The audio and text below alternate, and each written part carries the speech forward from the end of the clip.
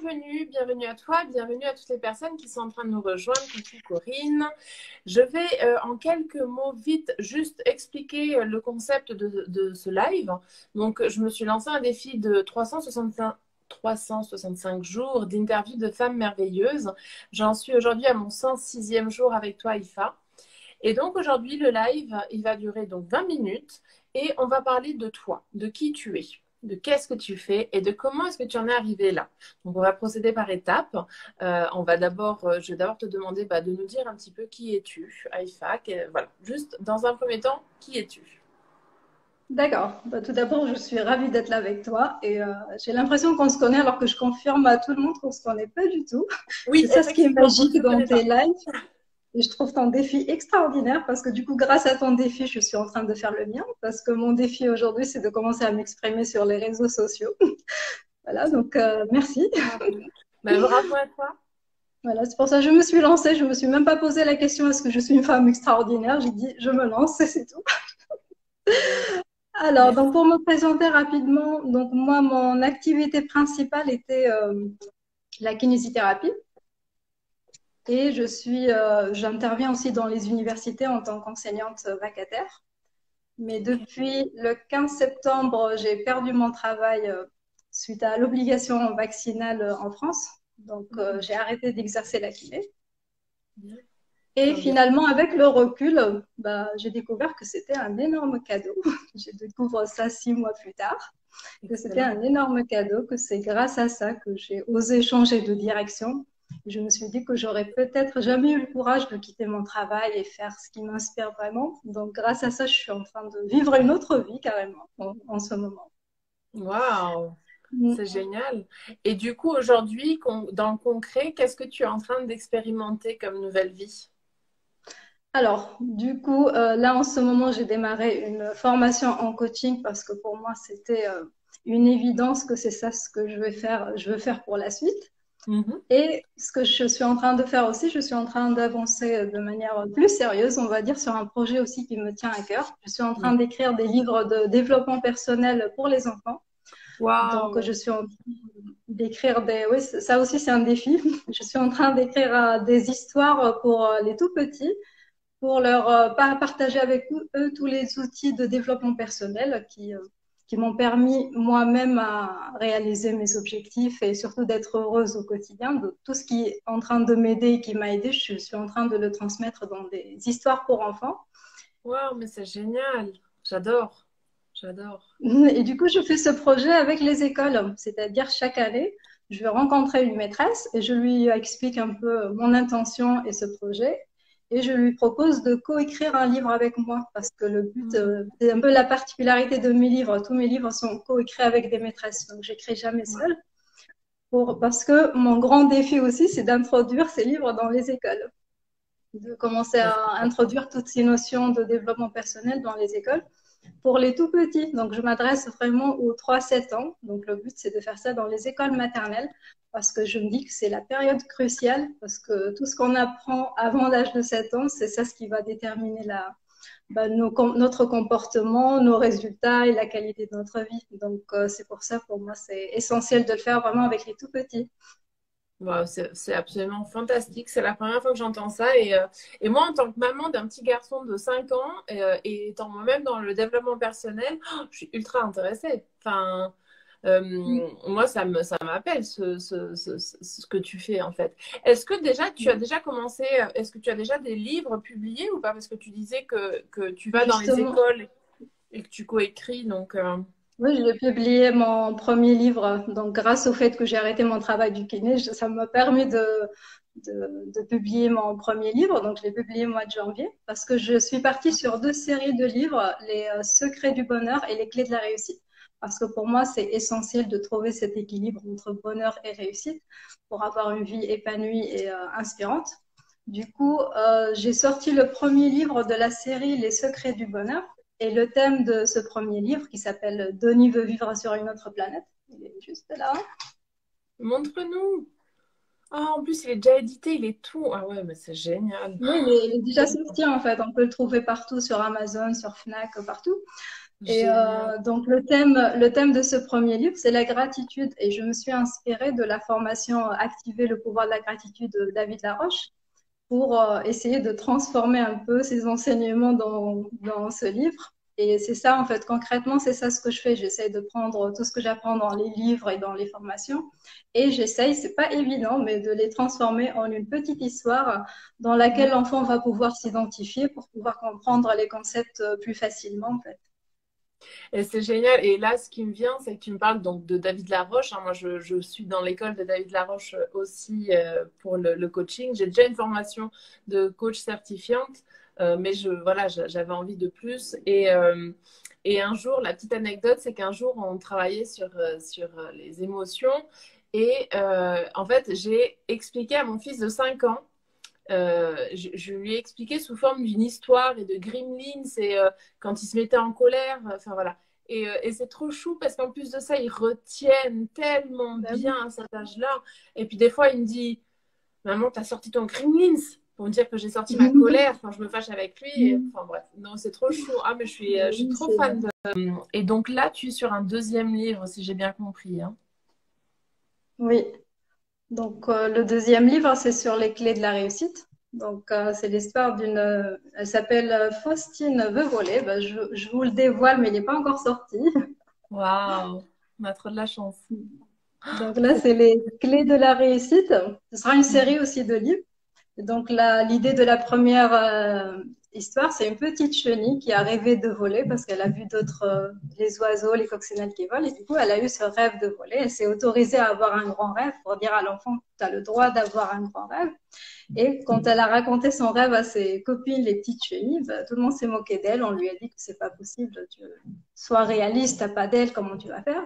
Mais elle, sa vision était tellement claire dans sa tête que rien ne l'a arrêtée. En fait, elle a cru à son rêve, elle est passée à l'action. Elle a dessiné un papillon. En fait, elle a commencé à visualiser qu'elle vole déjà. Donc, elle a fait son tableau de visualisation. En fait, tout ce que je partage avec les enfants, c'est des choses que j'applique moi-même. J'ai mon tableau de visualisation, j'écris mon rêve. Mhm. Et voilà, je vous dis pas plus. Du coup, je te disais, c'était oui, c'est lié à mon histoire, en fait, parce que quand j'étais petite, j'avais un rêve de devenir enseignante à l'université. Et quand je racontais ça à mon entourage, bah, personne ne croyait à ce que je racontais, en fait. Et on m'a fait comprendre que ça va être compliqué, qu'il vaut mieux laisser tomber, parce que c'est vrai, dans mon entourage, on n'a pas de prof à l'université. Et moi, malgré ça, en fait, malgré tout ce qu'on m'a dit, ben, dans ma tête, c'était clair que j'allais y arriver. Et du coup, pendant que les autres me disaient que j'allais pas y arriver, ben, j'étais déjà en train d'enseigner parce que j'enseignais à des étudiants imaginaires tout le temps, dans ma chambre. Après, à l'université, quand je suis partie à l'université, je commençais à enseigner. Je vais dans des amphithéâtres libres et je donne un vrai cours à des étudiants imaginaires à voix haute et j'écris sur le tableau et tout. Je faisais tout. En fait, je donnais des vrais cours. Et personne, j'ai raconté ça à personne. En fait, j'ai fait ça pendant des années. Et moi, à ce moment-là, j'étais dans une école de kiné. J'étais en Tunisie parce que moi, je suis d'origine tunisienne. Et quand j'ai fait cette école de kiné, c'était pour devenir kiné et enseignante. Et quand j'ai expliqué à mes profs que je voulais enseigner, on m'a dit, bah, tu dois être à la majeure de ta promo. Bah, j'ai dit, OK, bah, si c'est ça la condition, je vais y arriver. Du coup, j'ai travaillé très, très dur pour ça. Donc, du coup, j'étais la majeure de ma promo pendant toutes mes années d'études.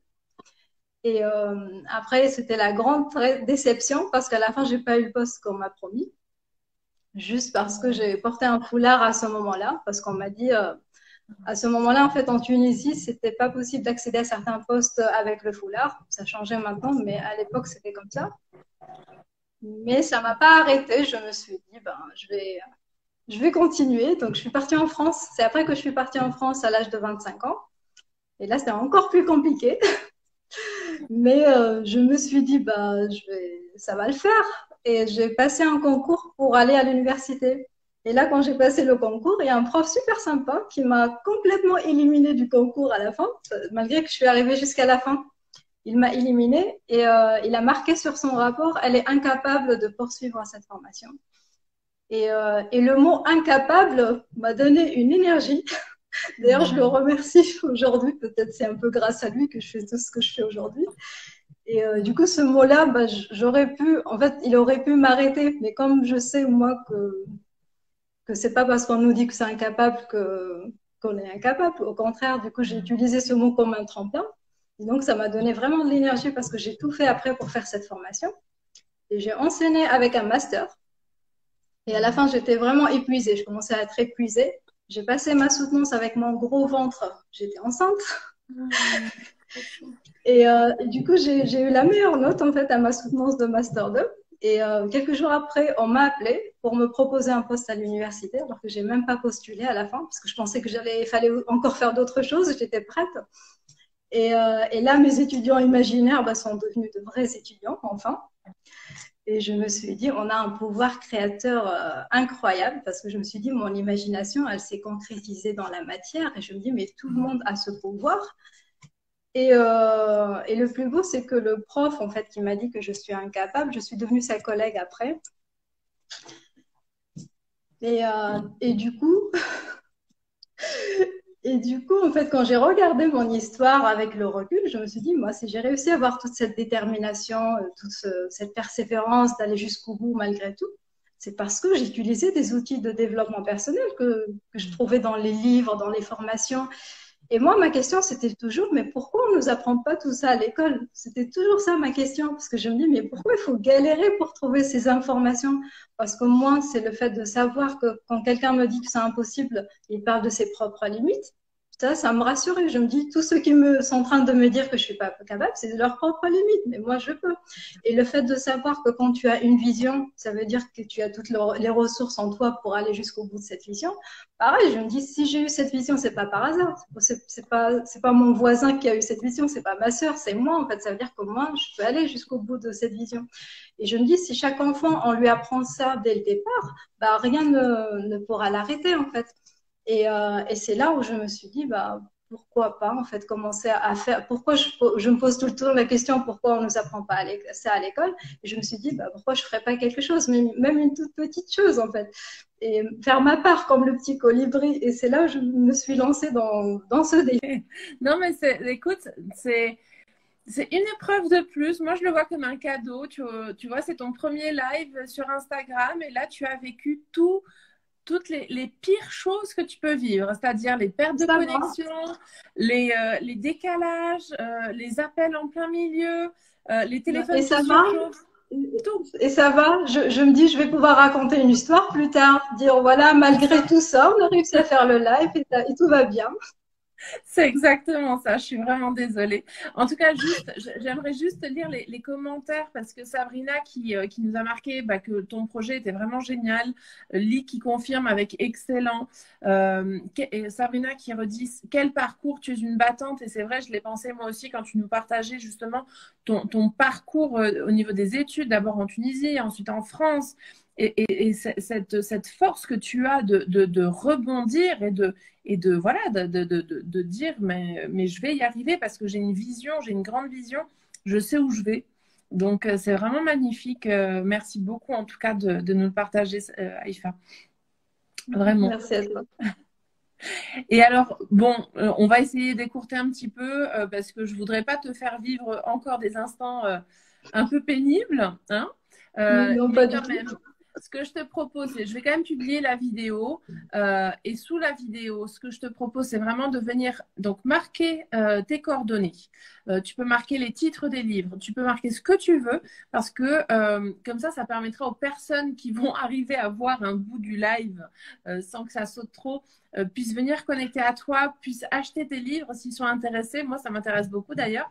Et avant de se quitter, j'aimerais juste te demander quelles ont été 3 personnes qui t'ont inspiré justement dans ce parcours, dans ce cheminement, voilà, d'où tu tires ta force, qui c'est qui t'inspire? Alors, je dirais comme ça, 3 personnes. Déjà, je dirais David Laroche. Franchement, lui, il m'a beaucoup, beaucoup aidé parce que je me dis, David Laroche, quand on voit que c'était un ancien timide qui fait ce qu'il fait aujourd'hui, ça nous donne de l'espoir. Parce que moi, comme lui, j'étais une personne très introvertie. Je n'ai jamais imaginé qu'un jour, j'allais pouvoir commencer à m'exprimer comme ça aussi en live ou de me montrer. Et il m'a permis de changer la définition du mot courage parce que pour moi, le courage avant, c'était de ne pas avoir peur. Dernièrement, j'ai posé la question pareil à mon fils de 8 ans. Je lui ai dit, c'est quoi pour toi le courage? Il m'a dit de ne pas avoir peur. Et du coup, je lui ai expliqué ce que c'est le vrai courage. Je lui ai dit, tu sais, le courage, c'est quand tu as peur et quand tu as fait ce qui te fait peur parce que c'est important pour toi, c'est ça le vrai courage en fait. Ouais. C'est Et, affronter cette peur, en fait. voilà, c'est agir malgré la peur pour quelque chose qui a un sens pour toi. Et depuis, en fait, j'avance vers ce qui est important pour moi. Je sais, je me dis, j'ai peur, ça me terrorise, mais je le fais parce que c'est important. Et en plus, ce que tu peux te dire, c'est quand tu as peur, tu peux te dire, ouh là là, mais je suis au bon endroit. Parce que j'ai C'est peur de ça, faire quelque chose qui... Voilà, quand il y a une peur c'est qui ça. arrive, c'est qu'on est au bon endroit, en fait. C'est ça, de changer cette information que je voulais aussi passer aux enfants, de leur dire la peur, c'est pas quelque chose qui va te paralyser, mais Non. c'est quelque chose qui te dit vas-y dans cette direction. Ouais, Donc maintenant, dès que ça me fait peur, j'y vais maintenant. Et du coup, ouais, rien que de fait de changer cette information, comme ouais, quoi il suffit d'un petit réglage en fait dans ouais, notre cerveau par rapport aux informations. ouais. Donc ça, c'est David. Après, je dirais Mouji. En fait, Mouji, c'est un maître spirituel qui me permet vraiment d'avoir cet équilibre entre performance, détermination et tout, et de lâcher prise, de me dire, voilà, je donne tout, je fais de mon mieux, mais après, je lâche prise par rapport aux résultats, par rapport à comment les choses vont se dérouler et tout ça. Voilà, faire confiance à l'univers, faire confiance au plan divin, en fait, par rapport à tout ce qui va arriver, par rapport à tous les obstacles et tout, et de me dire, voilà, chaque obstacle est là pour m'apprendre quelque chose et ça va pas m'arrêter. Donc, c'est Ouais. un peu ça, pour avoir vraiment cet équilibre entre les deux, parce que pour moi, c'est important d'avoir cet équilibre si on a une vision vraiment à long terme pour pouvoir tenir, sinon on tient pas. Ouais.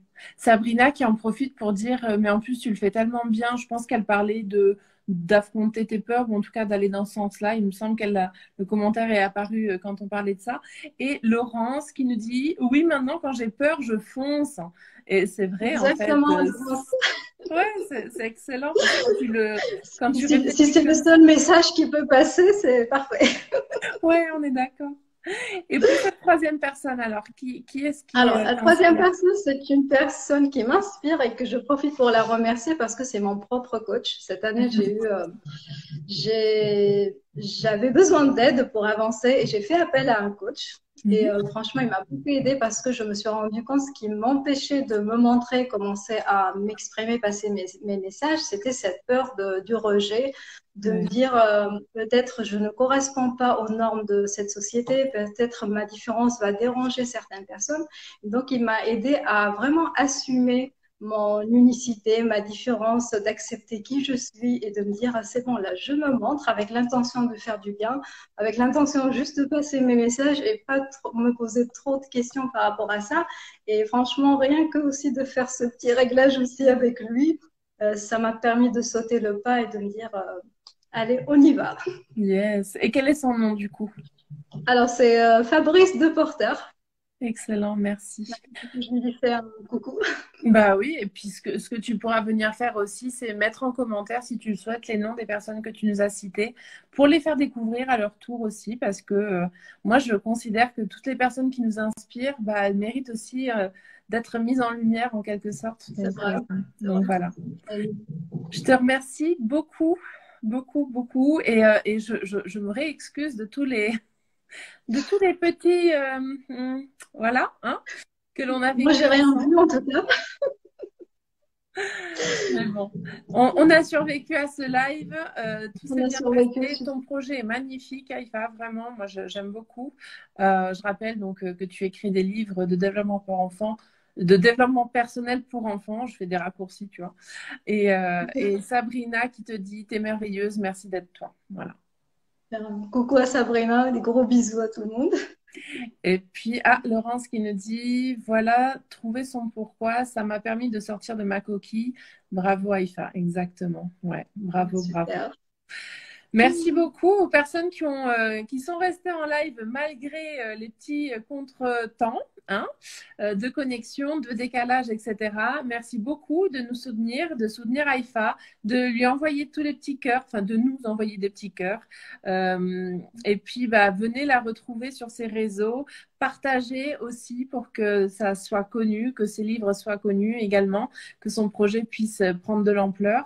Et voilà. Et puis pour ma part, je vous dis à demain pour mon prochain live. Encore merci mille fois, Aïfa. Voilà. Merci à toi. Merci beaucoup, Hélène.